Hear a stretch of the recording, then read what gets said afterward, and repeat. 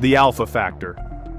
To mathematically capture this idea of changing physical laws, Professor Gupta introduces a new term into his model, alpha. This is the ingenious mathematical lever in his theory. This term, alpha, acts as a time-dependent adjustment factor that modulates the strength of gravity as the universe ages and expands.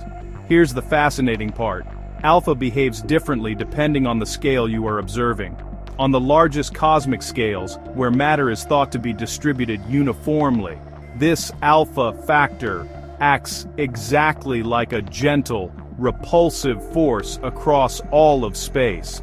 This is what we have been calling dark energy. Now, pivot to smaller galactic scales.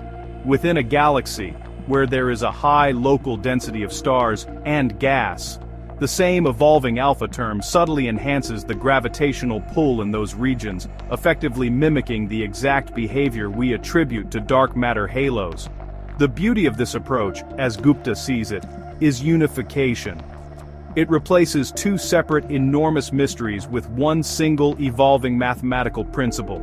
It posits that we are seeing two different faces of the same underlying phenomenon, the dynamic nature of our universe's laws over time.